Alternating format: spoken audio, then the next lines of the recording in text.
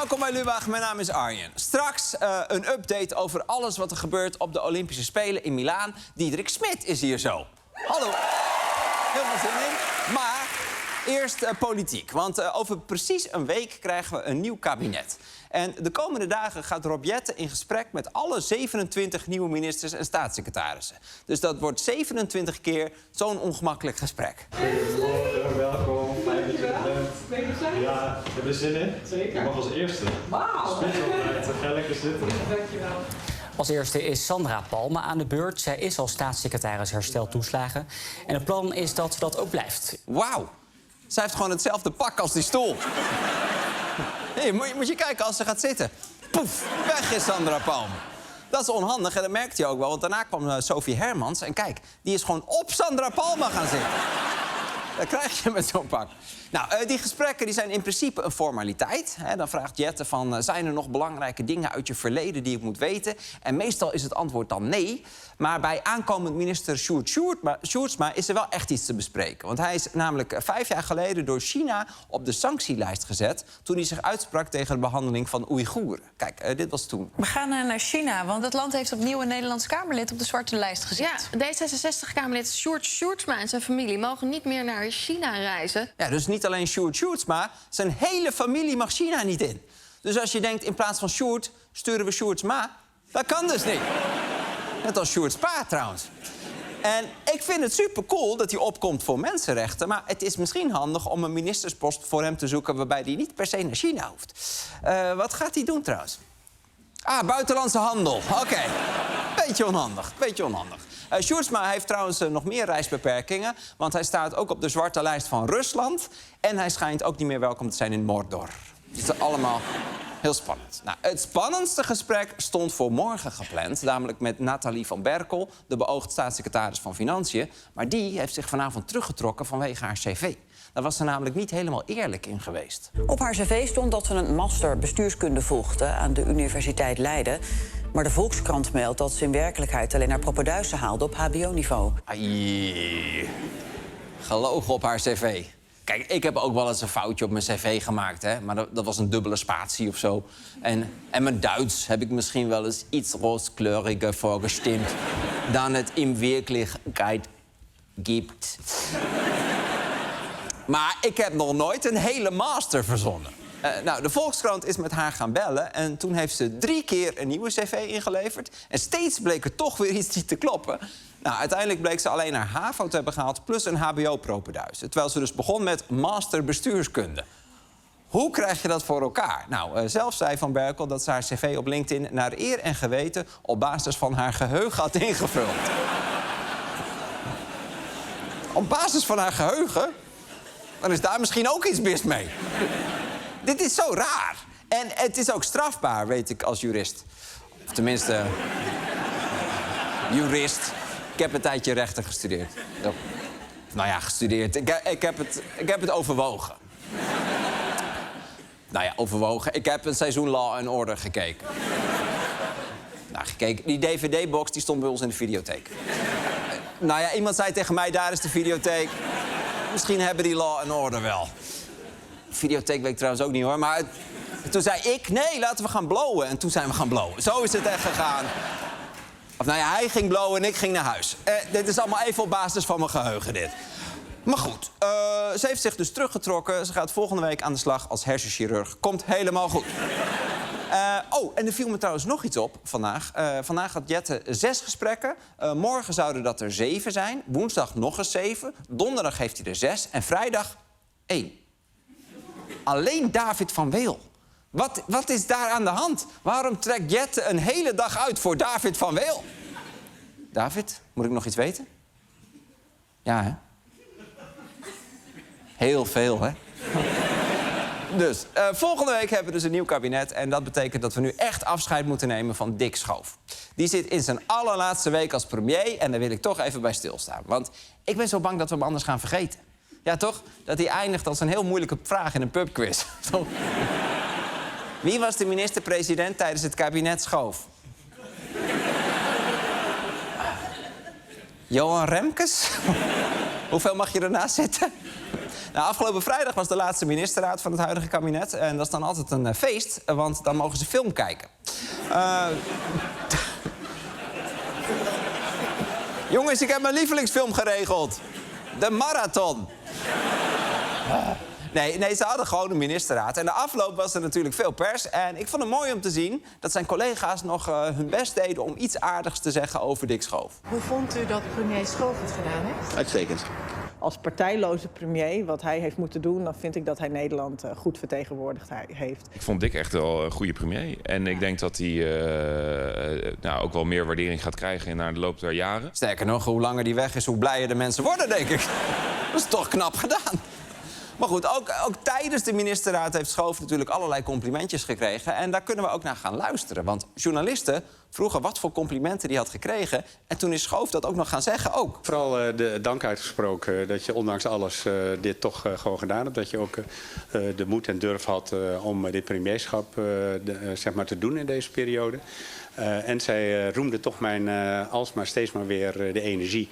En de glimlach die ik elke ochtend weer had. En dat vonden ze heel mooi. Ja, dat vonden ze prachtig. Maar dit doe je toch niet? Je gaat toch geen complimenten opsommen die anderen aan jou hebben gegeven?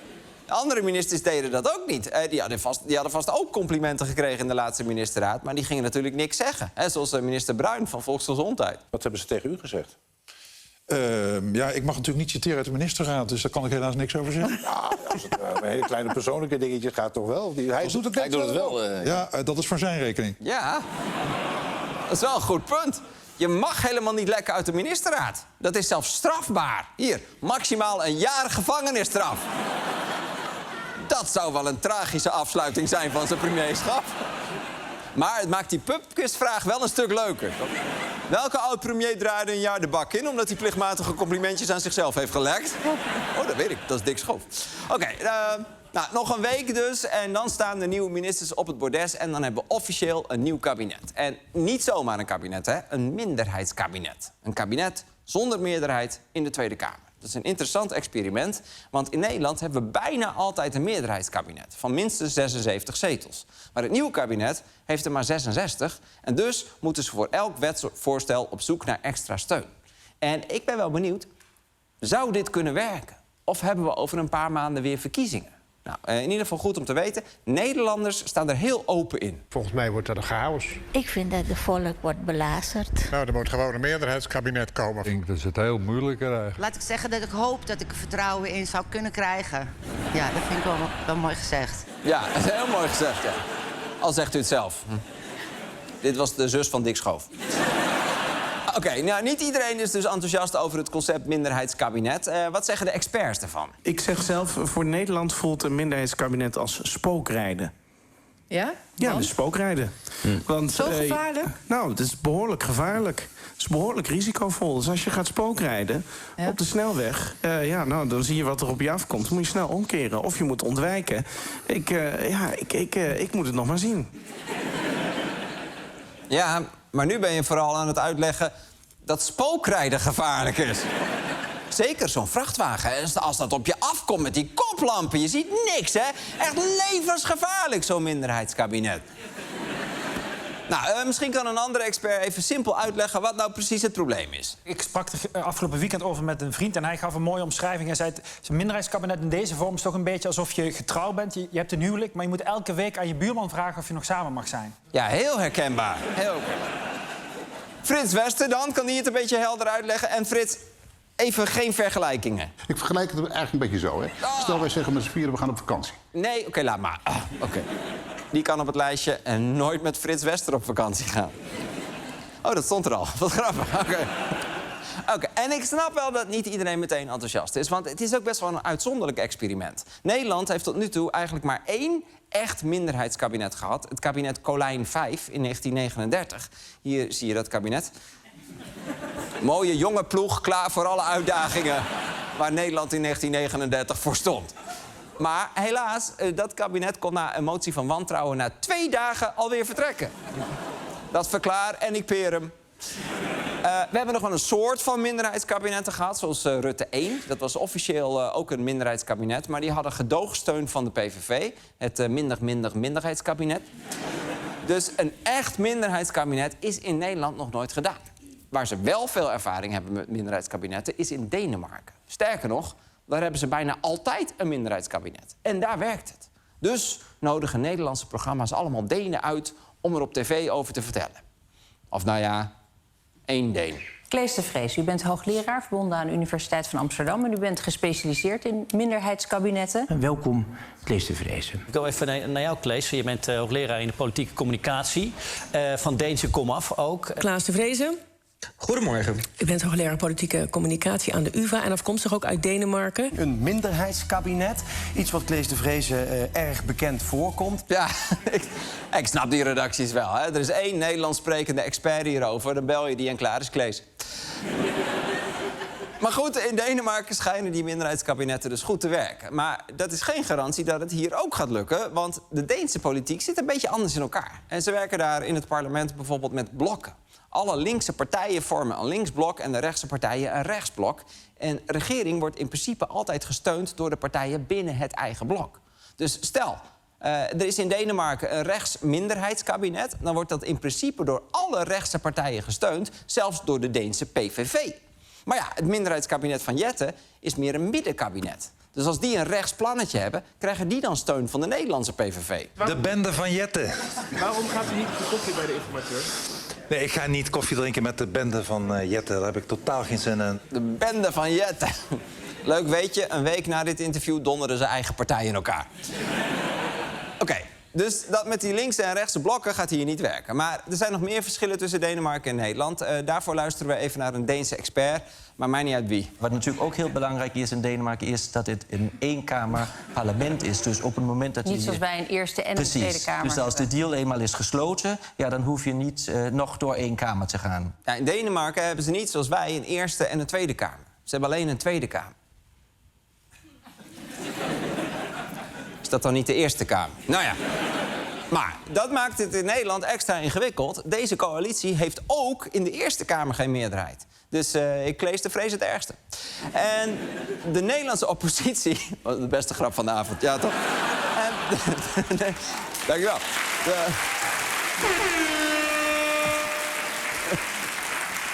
De Nederlandse oppositie die ruikt ook al bloed. Vooral Jimmy Dijk van de SP die heeft er echt zin in, want hij heeft iets ontdekt.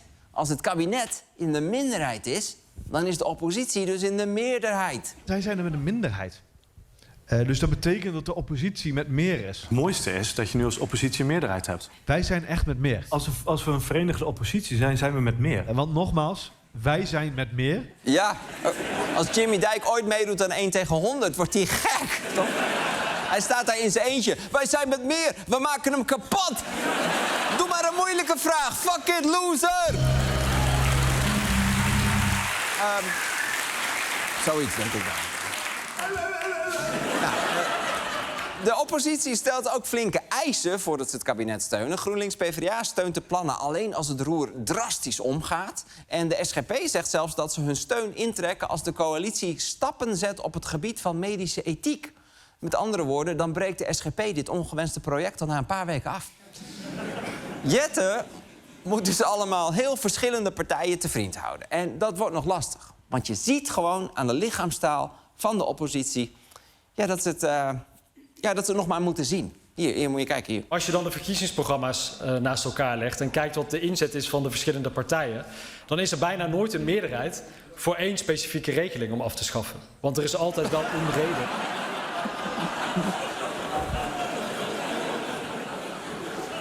Kijk die Dijk en Dassen nou, toch? Ik ken deze houding, hè? Als er nieuwe gasten arriveren op de camping, toch?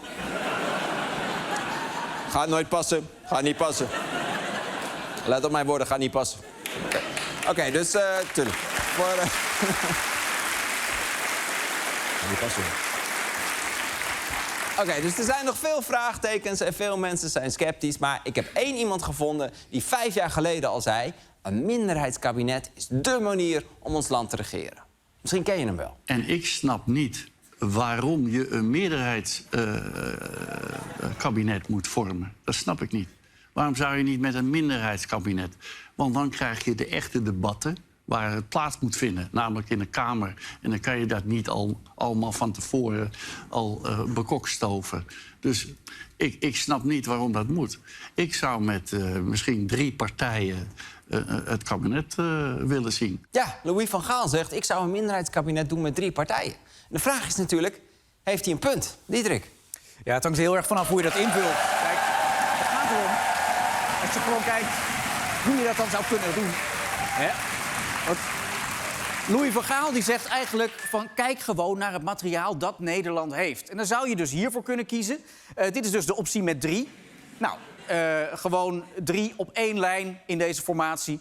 Maar ja, het is een goede bezetting in het midden, maar ook kwetsbaar. Want je krijgt enorme ruimtes die je moet gaan overbruggen. Dus waar je ook voor zou kunnen kiezen, is met de punt naar achter. Dus iets behoudender, niet heel attractief, maar daar bouw je wel iets meer zekerheid in. En uiteindelijk zal het in de praktijk waarschijnlijk er zo uit gaan zien, met eentje die makkelijk kan scoren in een vrije rol vanaf de rechterkant, en dan de andere 2 die een beetje het vuile werk op moeten knappen. Ja. Ja. Dit is waar het mee te doen.